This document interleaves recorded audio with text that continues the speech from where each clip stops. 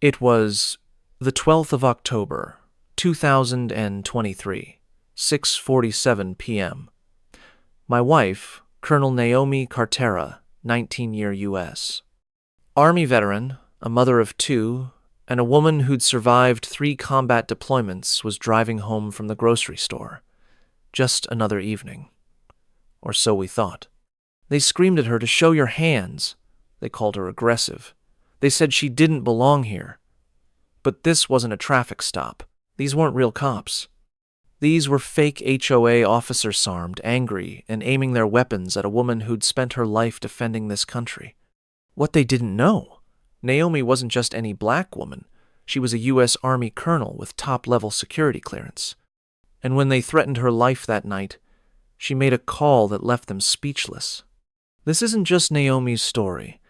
It's the story of thousands of black families trapped in neighborhoods where HOAs act like judge, jury, and executioner, where security becomes a weapon, where racism hides behind petty rules and fake badges.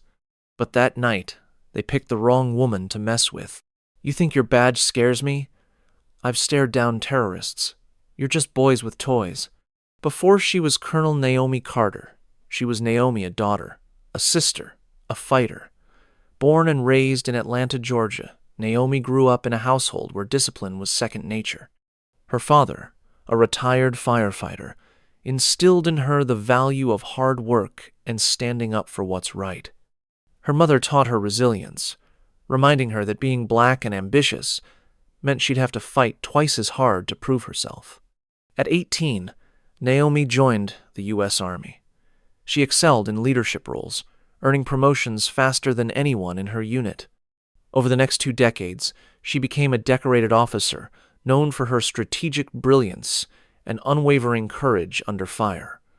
From Iraq to Afghanistan, Naomi led missions that saved countless lives. But despite her accomplishments abroad, Naomi faced battles at home, battles against stereotypes and prejudice that didn't care about rank or medals. 3 years ago, Naomi moved into Greenbrier Estates, a gated community in Virginia known for its strict homeowners association rules. On paper, it seemed perfect. Quiet streets, friendly neighbors, and promises of safety. But behind the facade lay something far less welcoming. Greenbrier's HOA had a reputation that wasn't advertised in brochures. Residents whispered about favoritism, selective enforcement of rules, and racial profiling disguised as community standards. For Naomi and other black families in the neighborhood, it often felt like they were being watched more closely than others. The 12th of October started like any other day. Naomi had just finished running errands when she noticed flashing lights in her rearview mirror and blue strobes cutting through the darkness. She thought it was strange. The lights didn't look like police cruisers. They were mounted on an unmarked SUV. Still, she pulled over as any law-abiding citizen would. 2 men step out of the SUV wearing tactical vests, labeled HOA Security. They approach Naomi's, guns drawn. Fake Officer 1, step out of the vehicle. Hands where we can see them. Fake Officer 2, what are you doing here? You don't belong here. Asterisk. Naomi had faced worse threats overseas, enemy combatants with real weapons and real authority, but this was different. These men weren't soldiers or police officers. They were pretending to be something they weren't. Naomi, calmly, who are you? What authority do you have to stop me? The fake officers grow increasingly aggressive. Fake Officer 1, we don't need your attitude. Step out now. Asterisk. Fake Officer 2, we're HOA security. You violated community rules. Naomi secretly pulls out her phone and begins recording. Naomi, you're not police officers and you're violating my rights. As one officer reached for his gun, Naomi made a decision that would change everything. The situation escalated quickly.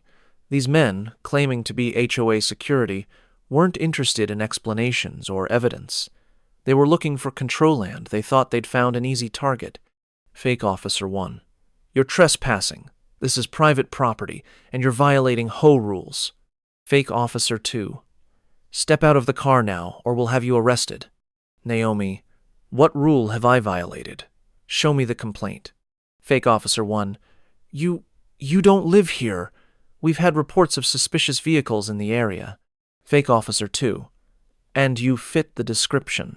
They accused her of everything from trespassing to loitering. They demanded to know why she was there, who she was visiting, and why she thought she had the right to drive through their community. But Naomi knew this wasn't about rule set, was about power.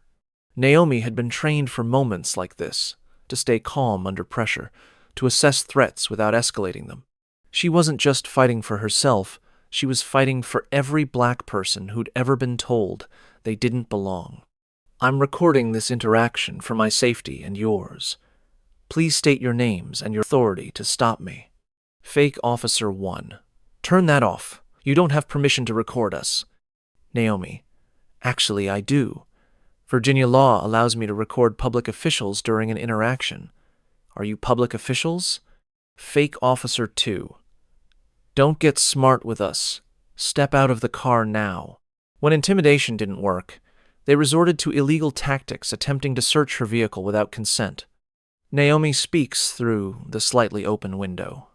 Naomi, you do not have my consent to search this vehicle. If you believe I've committed a crime, call the police. Fake Officer 1, this is your last warning. Get out of the car. But Naomi didn't flinch. She knew their threats were empty and she had an ace up her sleeve. Naomi reaches into her purse slowly and pulls out her military ID card. She holds it up so both officers can see it clearly. I am Colonel Naomi Carter with the United States Army, and right now you are impersonating law enforcement and violating federal laws. The officers freeze in place, their bravado crumbling as they realize who they're dealing with. Fake Officer 2 stammering, we're just doing our job. Your job? Your job is harassment, and now I'm calling federal authorities to report this incident. Naomi dials a number on her phone while continuing to record. At that moment, their arrogance turned into fear. They realized they weren't dealing with someone they could intimidate or bully. By the time real police arrived, Naomi had all the evidence she needed: video recordings, witness statements from nearby residents, and most importantly, her unwavering composure. Asterisk. The night didn't end when the fake officers backed down. For Naomi, it was just the beginning. She knew this wasn't something she could let slide, not for herself, and not for anyone else who might face the same abuse of power. They claimed to be OA security, but they had no badges, no identification, and no authority to stop me. They drew their weapons without cause and attempted to search my car illegally. Naomi filed an official report that night, providing video evidence from her phone and detailing every moment of the confrontation, but she didn't stop there. Naomi, addressing the board, I've lived in this community for 3 years. I've paid my dues like everyone else. But what happened to me last night was not about enforcing rules, it was about harassment and racial profiling. Naomi demanded accountability not just from the fake officers, but from the HOA leadership that had empowered them.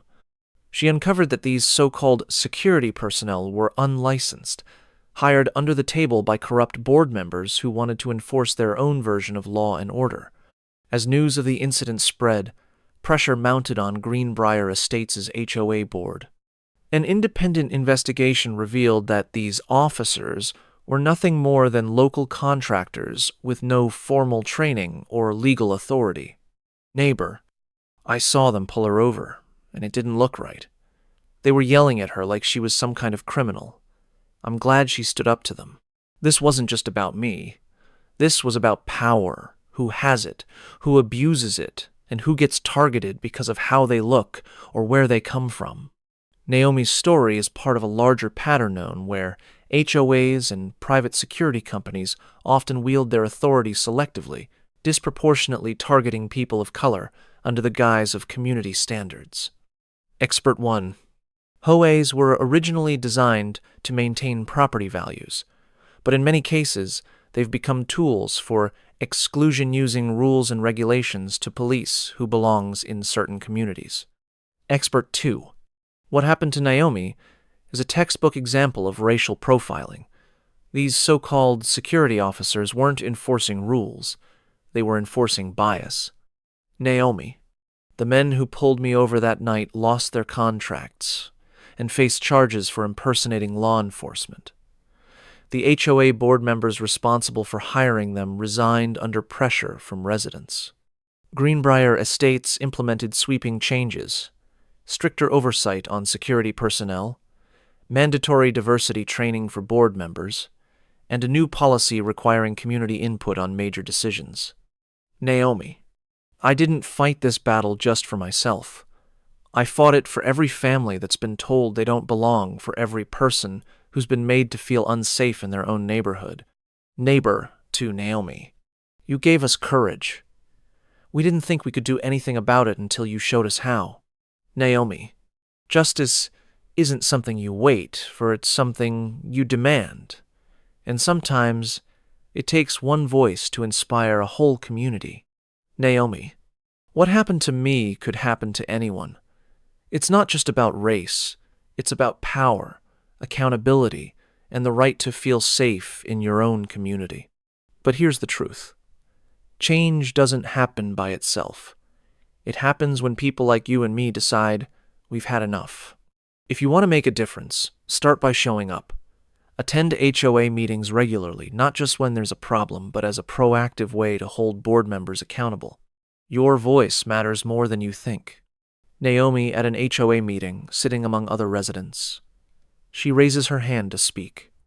Naomi, when I started attending these meetings, I realized how much happens behind closed doors. Decisions are made that affect all of us, but if we're not there, we don't get a say. Don't let them make decisions for you without your input. HOA boards often rely on apathy. They assume most residents won't show up or pay attention. But when you attend regularly, you can challenge unfair policies before they're implemented. Naomi, this video was my lifeline that night, and it became my strongest piece of evidence. If you ever find yourself in a situation where someone is abusing their authority, document everything. Record interactions, take photos, and write down details while they're fresh in your mind. Documentation is powerful. It turns your word into undeniable proof. Whether it's an illegal search, harassment, or discriminatory enforcement of rules, having evidence can make all the difference. Naomi, when we discovered how these fake officers were hired without proper oversight, we knew something had to change. We started with petitions, and then we pushed for new policies that required transparency in all HOA decisions. Advocating for transparency isn't just about exposing corruption. It's about creating systems that prevent it from happening in the first place. Push for open records policies, fair elections for board members, and regular audits of HOA finances. Naomi, this experience taught me something I'll never forget. Courage isn't the absence of fear, it's standing firm in the face of it. That night, I was scared, but I refused to let fear dictate my actions, and because of that decision, justice was served. Naomi's story reminds us that one voice can inspire many, and that standing up against injustice isn't just an act of defiance, it's an act of hope. Naomi, together we can demand justice and create communities where everyone feels safe and valued. But it starts with you, with showing up, speaking out, and refusing to accept anything less than fairness and equality. Naomi, my story isn't unique, but my response was. And so can yours be. Stand up for what's right, not just for yourself, but for everyone who comes after you.